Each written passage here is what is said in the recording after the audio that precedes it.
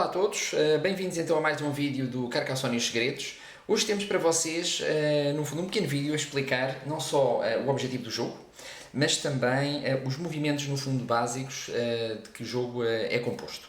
E vamos explicar isto um bocadinho na senda daquilo que já explicámos anteriormente. Por isso, vocês no fundo já conhecem os elementos, temos aqui o quadro de pontuação. Claro que o principal objetivo do jogo vai ser, no final, os competidores que estiverem a conseguirem, no fundo, ter o maior número de pontos, e isto é o quadro que nos vai permitir ir andando na pontuação.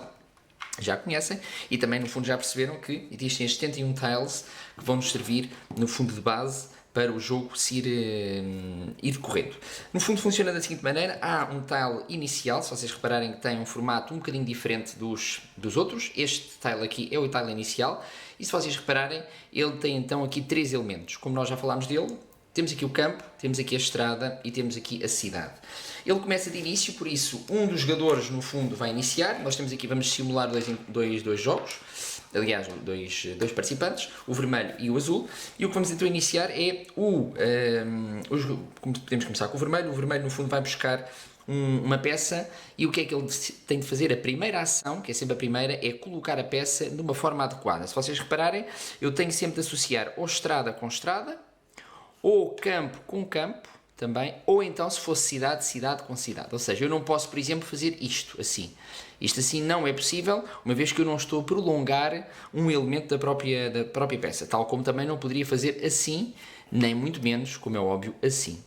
Por isso, neste caso, o jogo vermelho, o que ele faz, a primeira ação é esta, é colocar um tile. A segunda ação que ele pode fazer é colocar um dos seus meeples, e não esquecendo que o jogador tem 8, embora um deles esteja no quadro de pontuação, é colocar um meeple num dos espaços da peça. Ou seja, ele pode pôr, na prática, podia pôr o seu meeple aqui, no meio da estrada, ou podia pô-lo aqui no campo. Depois já iremos falar melhor num outro vídeo de porque é que posso pôr em diferentes posições e o que é que elas significam. Mas no fundo eu posso pôr um meeple. E a terceira ação e última é contar pontos.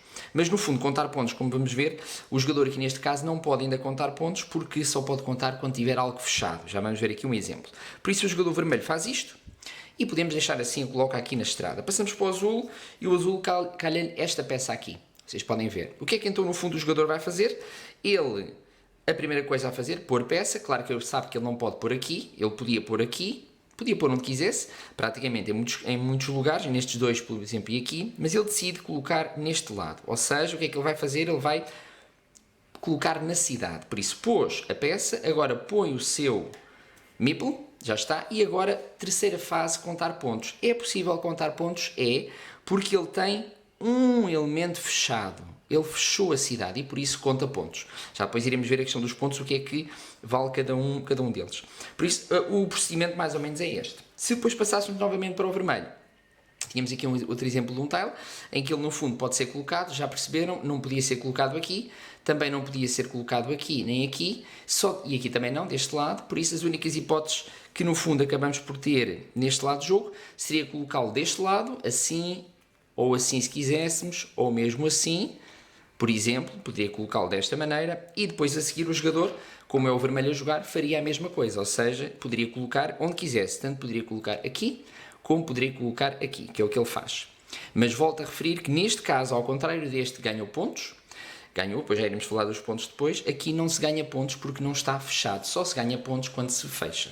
No fundo, esta é a ideia principal, sobretudo fundamental. No final ganham-se pontos e aqui vocês têm a questão de saber onde colocar e como colocar cada uma das peças. Nos próximos vídeos iremos ver então, falar-vos da questão dos pontos e porque é que temos aqui três definições, o que é que significam na prática estes meeples que nós temos aqui. Fiquem connosco.